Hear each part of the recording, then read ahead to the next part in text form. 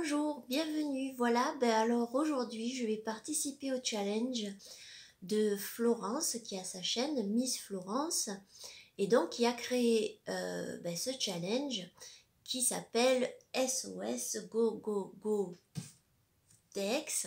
Donc voilà, on est dans une situation un peu dramatique et on doit donc partir avec un petit contenant et à l'intérieur mettre les jeux que l'on souhaite emporter avec soi. Alors moi j'ai pris, j'ai essayé de le faire en 5 minutes parce que sinon en fait c'est un peu infaisable de choisir bien souvent. Donc voilà, j'ai un sac, on va dire, genre sac un peu fourre-tout. Voilà, un peu fourre-tout. Et voilà, j'ai mis à l'intérieur voilà, les jeux que je souhaite emporter.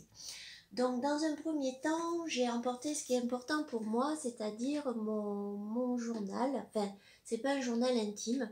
En fait, c'est un cahier où à l'intérieur, je mets tout ce que j'aime pour... voilà, tout ce qui me touche, je le mets. Par exemple, sans vous montrer, vous voyez, par exemple, ici, on a Van Gogh. Donc, je mets des citations, je mets... voilà, je mets aussi des prières. Je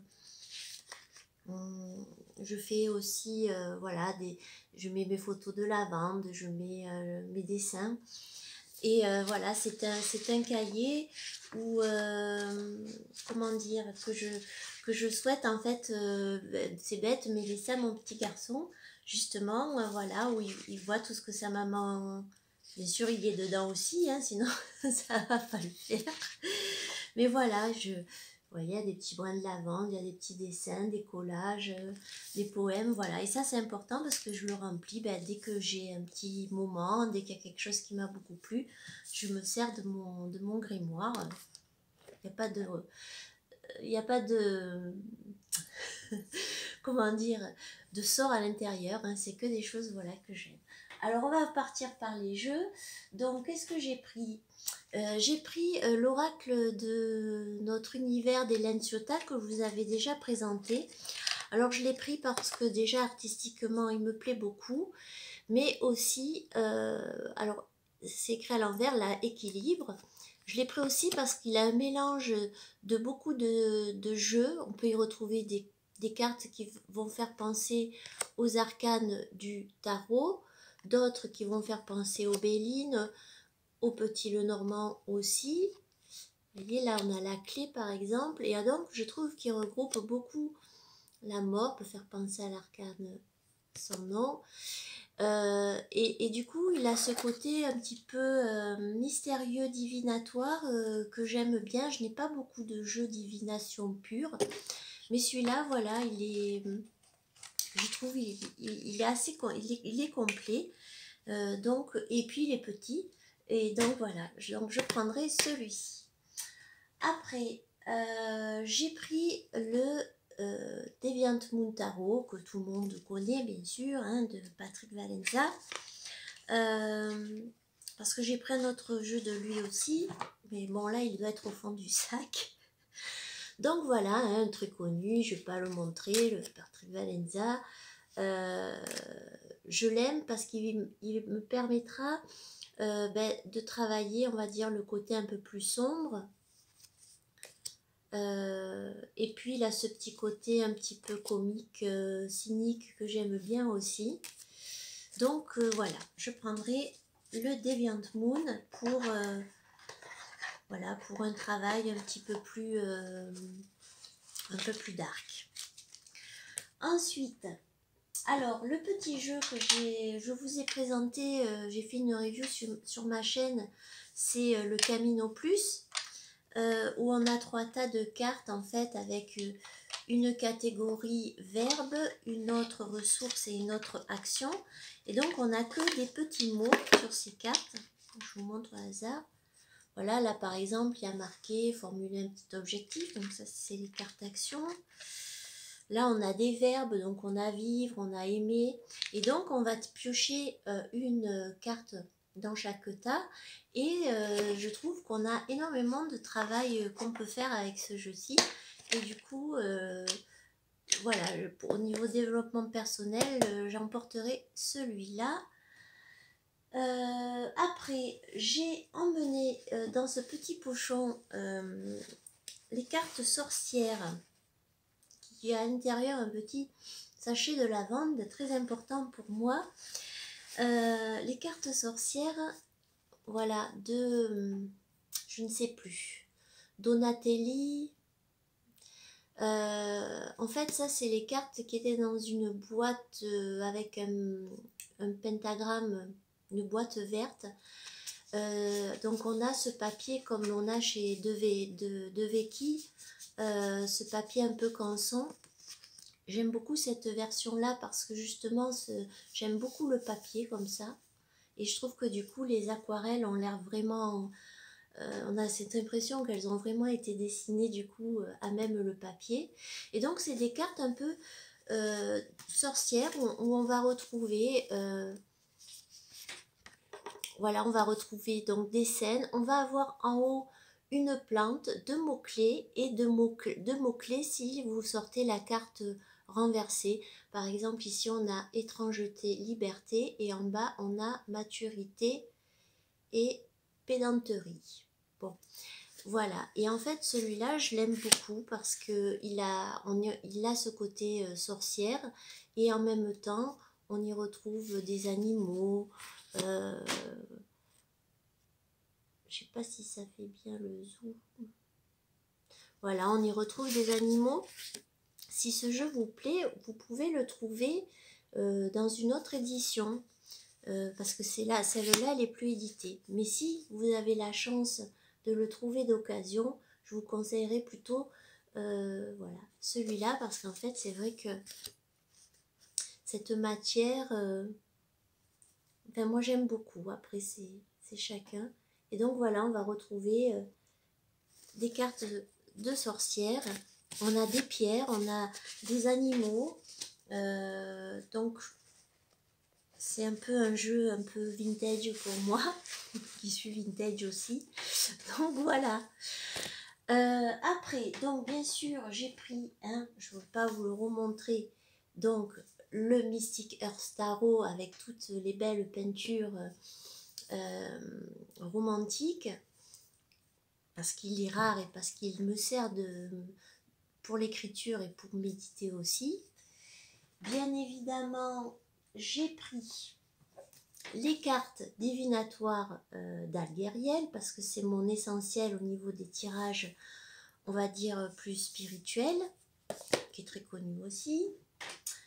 Bien évidemment, j'ai pris le Baba Studio, le Alice Tarot, parce que c'est mon plus précieux et que voilà, je ne comptais pas le laisser chez moi. Après, pour le travail aussi personnel, j'ai choisi le Requiem Oracle de Marion Constantin, que j'ai présenté également sur ma chaîne. Voilà, qui va donc permettre de faire un tirage. Donc là, je sais pas si ça fait pas le focus.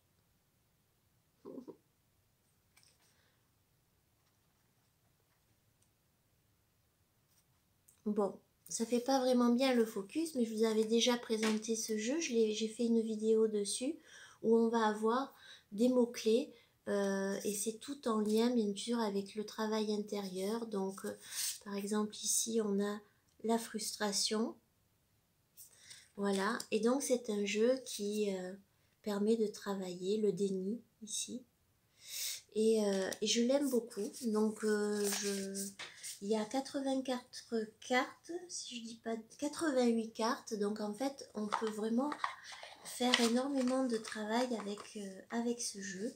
Et en plus, il a un petit livret qui est très bien fait aussi. Donc, vous pouvez aller voir sur ma chaîne si vous voulez le voir. Après, qu'est-ce que j'ai pris? Ici, j'ai un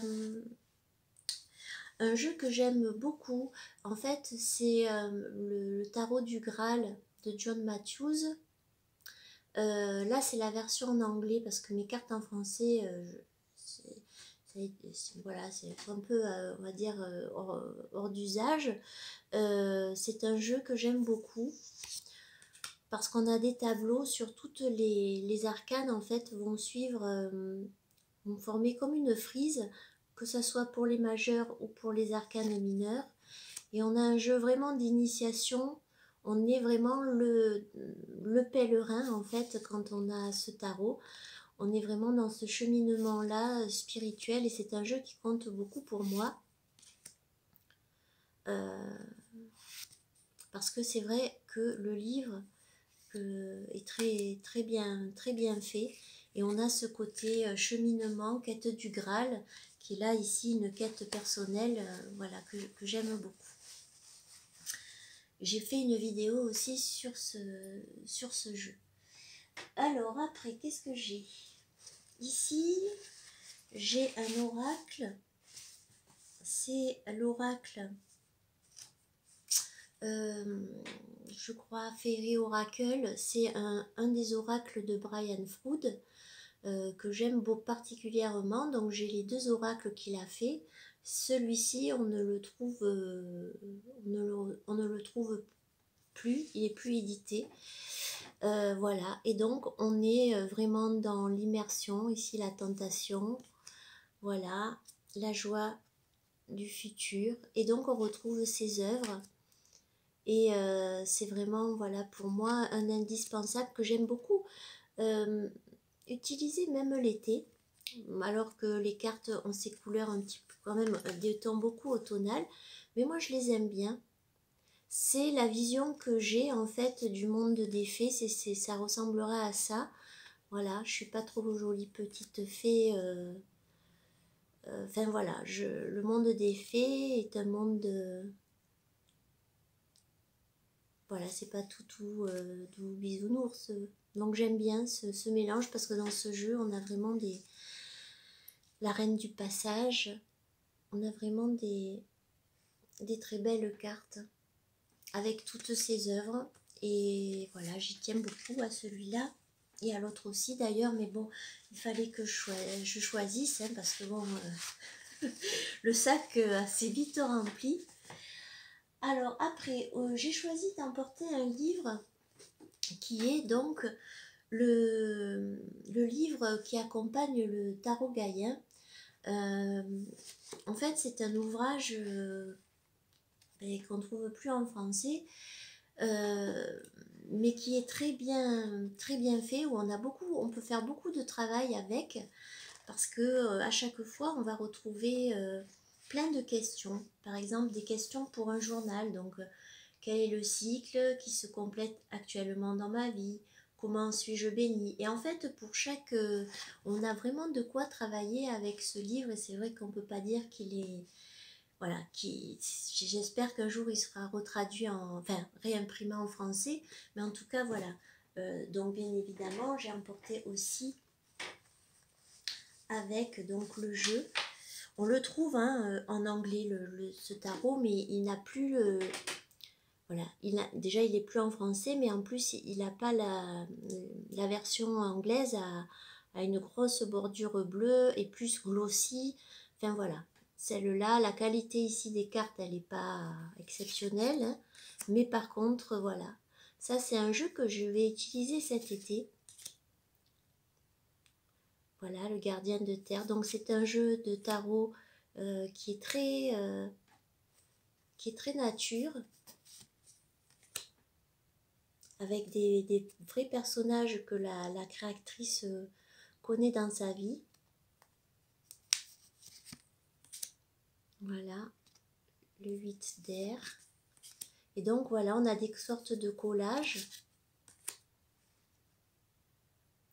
C'est très universel aussi, comment dire, au niveau voilà, hein, des personnages. On a de tout âge, on a de tout horizon, on va dire. Et voilà, je l'aime beaucoup celui-ci. Ça serait un petit peu la version nature, la version petit peu, voilà, un peu nature, un peu chamanique du Everyday Enchantment Tarot. Voilà, il a ce côté-là, lui, très nature, très méditation. Et moi, j'aime ce côté un peu vintage de ce jeu, hein, parce que ça fait longtemps qu'il a été, voilà, qu'il a été créé. Il a un côté un peu vintage dans les illustrations, un peu années 80. Et en fait, moi, j'aime beaucoup. Après, qu'est-ce que j'ai pris? Ah oui, j'ai pris bien sûr le tarot impressionniste de chez Los Scarabeo. J'ai pas pris la boîte hein, ni le livre du coup parce que sinon il n'y a plus rien qui rentre. Donc là pareil on a un tarot qui pour moi résonne avec bien sûr beaucoup d'influence au niveau de l'art de la peinture avec beaucoup de représentations de Van Gogh, par exemple ici, si on a le roi d'épée. Alors celui-là, peut-être que vous pouvez le trouver encore. Moi, je l'avais pris sur Amazon. Voilà, on a des peintures. Alors, c'est retravaillé. Ce ne sont pas des œuvres polisées telles quelles. Ça a été retravaillé. Là, on va retrouver, par exemple, du Gauguin. Ça a été retravaillé par Pica. Arturo Pica, donc, qui a, voilà, ici on retrouve un tableau de Van Gogh qui a été retravaillé pour en faire une tour. Donc là, c'est un jeu de cœur, un jeu nostalgie. Donc j'emmènerai bien sûr l'impressionniste tarot. Après, pour, comment dire, me perfectionner dans le petit Lenormand, j'ai choisi d'emmener le livre qui accompagnait un coffret qui a été fait par Kathleen Matthews. Bon là j'ai que le petit livret donc qui est un livre sur le normand qui est super bien fait et bien évidemment il faut un Lenormand avec, donc je me suis dit je vais apporter celui de Célia parce que c'est un Lenormand que j'ai pris en sachant très bien que je n'avais aucune compétence en Lenormand mais j'ai tellement craqué en fait sur les illustrations voilà que du coup voilà, il est très connu aussi, on y retrouve alors il a cette même façon de création que son autre oracle, l'oracle des reflets et en fait je l'ai tellement trouvé beau que j'ai dit voilà, il faut un début à tout, alors on va prendre celui-là et je l'aime beaucoup. Il est très connu aussi. Donc voilà, dans sa petite boîte en fer qui est toujours sur le site de Célia Mélesville. Voilà. Après, j'ai pris celui-là que je vous avais présenté déjà, le Lonelywood, Into the Lonelywood Oracle. Parce que c'est mon petit, c'est mon petit doudou, mon petit chouchou du moment. Bien sûr, j'ai pris dans ma petite pochette de sorcière un jeu qui est très rare aussi, le Tidwick Tarot que je vous avais montré dans les autres vidéos. Voilà. Ensuite,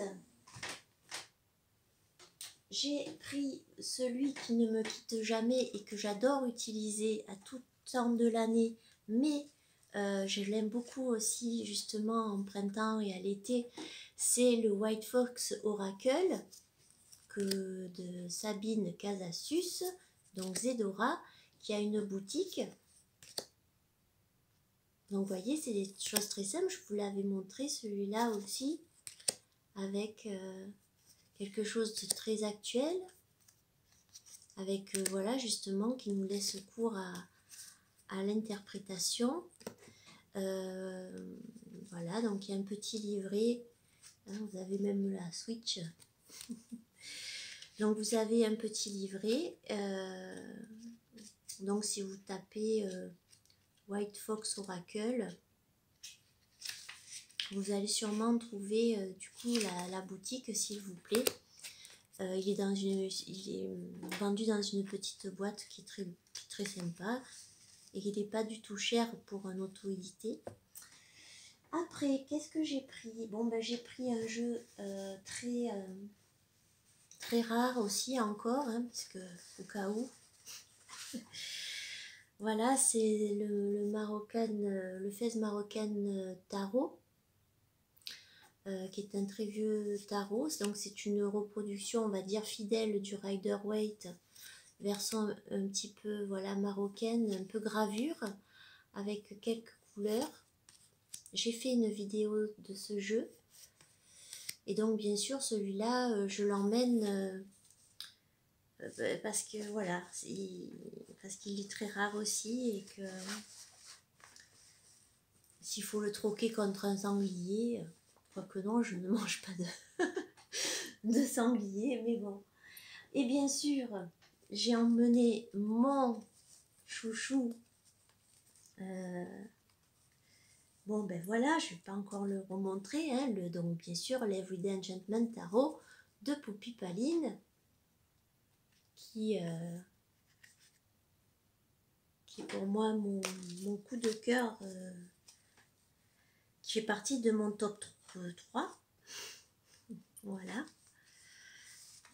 Et puis, qu'est-ce que j'ai pris encore? Ah, j'ai pris le petit Mildred Payne de Patrick Valenza pour aller justement avec le Deviant Moon.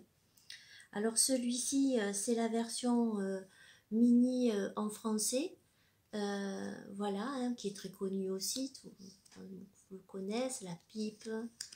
Et en fait, je l'aime beaucoup parce qu'en plus, il a cet avantage de s'accompagner très bien avec différents tarots un peu sombres. Et puis, il est tout petit en plus. J'ai emmené mes pendules. Alors j'en ai 3 en tout. J'en ai un qui était mon premier pendule. Je devais avoir 21, 22 ans. Voilà, donc en fait là j'ai emporté plutôt celui-ci qui est en... Ah ça y est, j'ai oublié. Voilà, c'est la pierre rosée. Je ne sais plus, mais en fait je l'ai surtout pris celui-ci parce qu'en fait il m'a été offert par ma soeur, donc pour moi il a une valeur sentimentale. Du quartz rose, hein, c'est ça, hein, voilà. Et j'ai pris celui-ci qui est pour moi très beau, qui compte aussi pour moi. Il a une pierre de lapis-lazuli au milieu et il est en bois de rose. C'était fait par un artisan. Et donc voilà, celui-là, je l'emmène aussi avec moi. Est-ce que j'ai d'autres choses? Ah ben oui, j'ai emmené celui-ci que je vous avais présenté aussi, qui est le Théataro. Voilà. Parce que voilà, il est rare aussi et que c'est important de sauvegarder que l'art perdure. Et pour terminer, quelque chose qui agit sur moi comme un anti-stress immédiat, c'est ma petite fiole d'huiles essentielles de la lavande de vrai. Voilà, quand vous voyez, je respire, en fait ça me détend, mais c'est immédiat, quoi. C'est ma drogue. Voilà. Et bien voilà, j'ai fait donc ce challenge, ça a été très rigolo, c'était pas facile. Et ben j'espère que ça vous a plu et je remercie Miss Florence d'avoir créé ce challenge et je vous dis à bientôt. Au revoir.